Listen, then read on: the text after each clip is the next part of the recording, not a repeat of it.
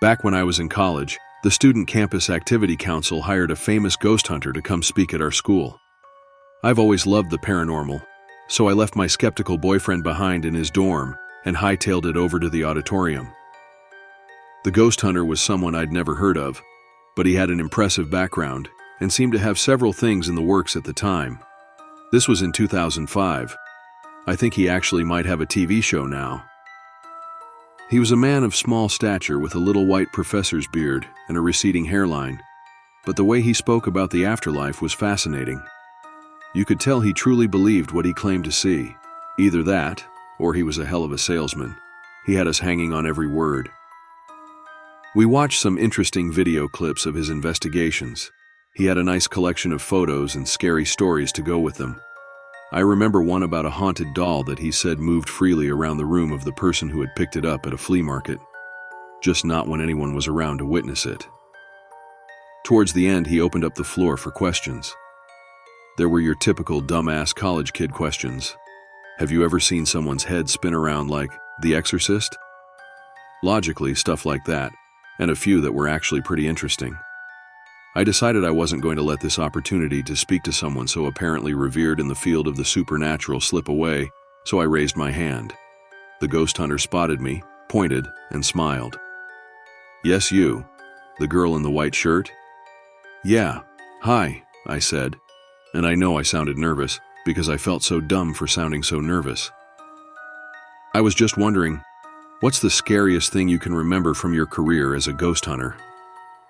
I was halfway back in the auditorium, quite a distance from the stage, but I saw his face fall. I know I did. "Well," he said, forcing a tight little laugh. It was forced, I know it was. "There are so many scary moments to recall. They tend to pop up quite often when you're in my line of work." This got a little chuckle from the audience. I suddenly felt pretty stupid for asking the question at all.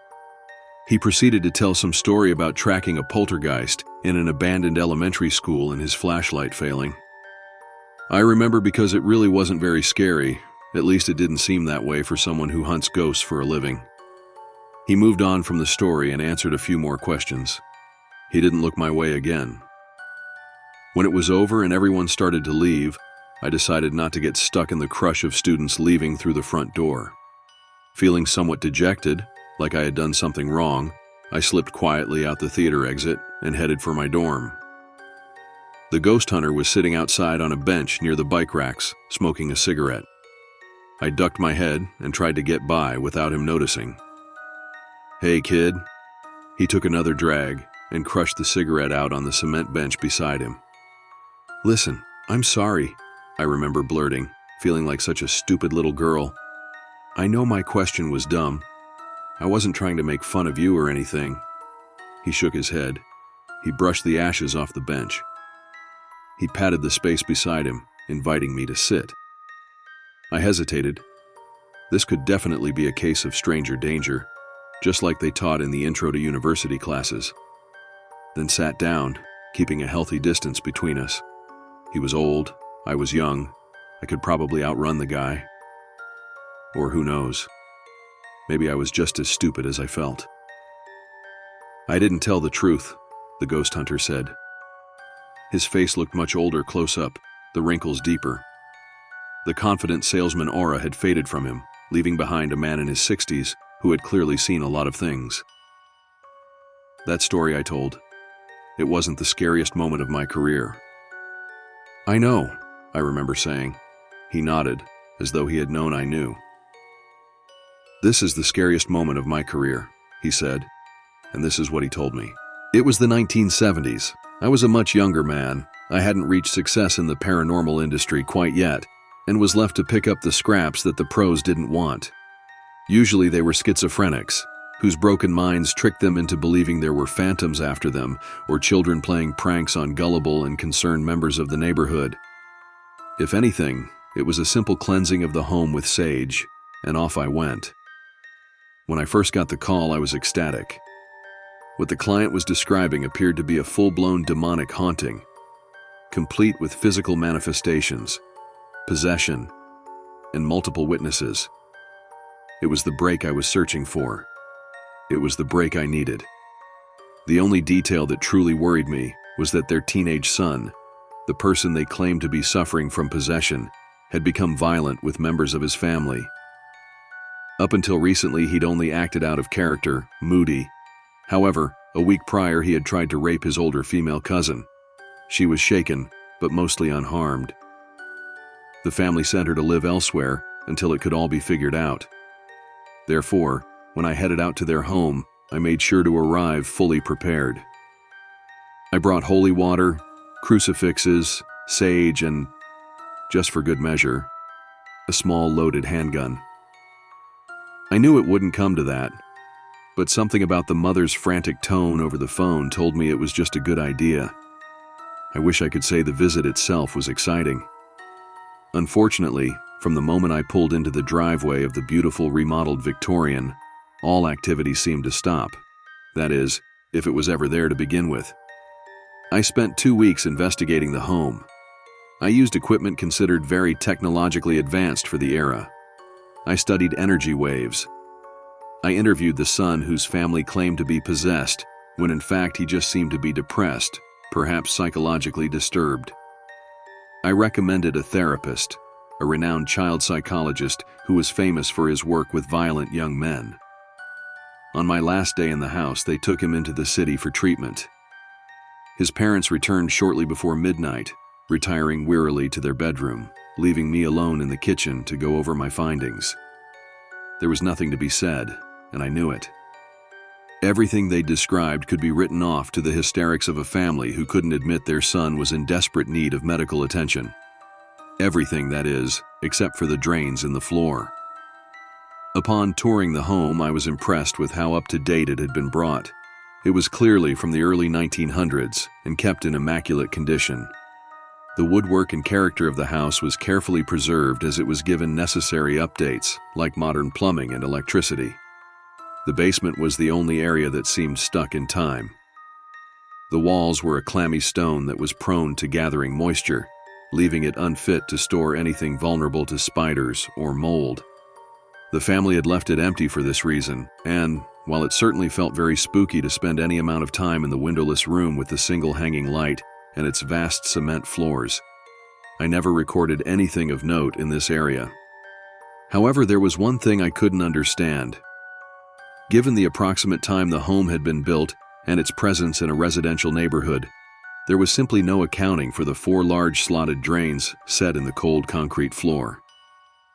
As I sat alone in the kitchen, poring over my meager findings, trying to find meaning in all these words, I heard something. It was only a little sound at first, and so I ignored it. But then it came again, louder this time. There was a steep spiral staircase that led to the 2nd floor, winding up from the corner of the small kitchen. And it was where the noise seemed to be coming from. Assuming it was simply one of the homeowners restless after dropping their son off in an institution, I glanced up. It was coming down the stairs. I can't say walking because that wasn't the case. It was just... floating isn't even the right word. Just coming down the stairs, straight at me. It had no eyes. It had no face. And yet somehow, I knew it was looking at me. Right at me. Into the very depths of my soul. Then it spoke. I'm not sure how it spoke. I don't think I actually heard anything, so perhaps it used some sort of telepathy. Either way, I can recall the words to this very day. You know what he did to us. I didn't think. I couldn't. I just ran. I upended my chair when I fled, scattering papers across the kitchen that claimed this house wasn't really haunted. It was all the hallucinations of a very sick boy. I left them there. Do you know how awful that is? I left those people in that house with that thing. I didn't stop driving for 30 miles, for God's sake. When I realized how far I'd gone, I finally pulled over and called the family from a payphone. They were the furthest thing from my mind when I saw it. All I could do was respond to the deep animal instinct to escape, to run out of that supposedly safe house with my tail between my legs. They moved, I think. I was unable to continue my investigation. In writing, I cited insufficient evidence, but I knew it was cowardice. I believe the house was leveled a few years later. I ended up doing my own research. Curiosity ate away at me with vicious little rat teeth as time went by, the accusation still ringing fresh in my ears. You know what he did to us. And eventually, yes, I did. Old newspaper clippings didn't tie the stories together, not necessarily. But I was able to piece some meaning out of the yellowed excerpts. At some point around the turn of the century, the house had been residence to a well-respected mortician.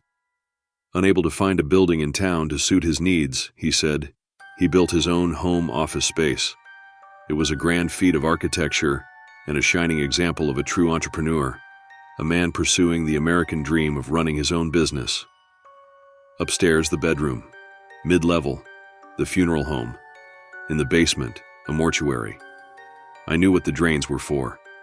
Separately, decades later, another well-respected member of the local community was arrested under the suspicion of abuse of his professional position with moral cause. The newspaper didn't elaborate, probably due to the sensitive nature of the crimes, but his punishment was minor. After a brief stay in the local jail, the perpetrator stripped his home of all its value and left town before trial, never to be seen again. It didn't take much to guess the connection. I suppose I don't know for sure, but the words of that thing still echo through my head to this day.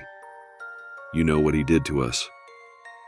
There was a reason that Mortician felt such a strong desire to build a house that contained his business, to suit his needs. The things that were done to those bodies in the basement were unspeakable. But yes, I know what he did to them. And it's because of this, coming face to face with the true nature of man in its darkest places, that the encounter with that faceless thing is the scariest moment of my career. Because now I know.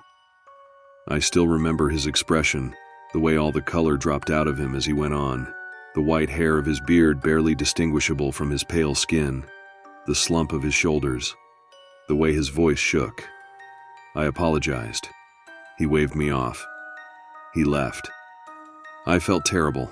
I still feel terrible for making him relive that moment. But, as I grew up, as campus activities were replaced with bills and my own career, the ghost hunter fell from the forefront of my mind little by little. Until last week, when I moved in with my fiancée. When I took the boxes into the basement despite his warnings of spiders and mold. Because there's a large slotted drain in the center of the room. And I'm so worried, so scared about what I might know.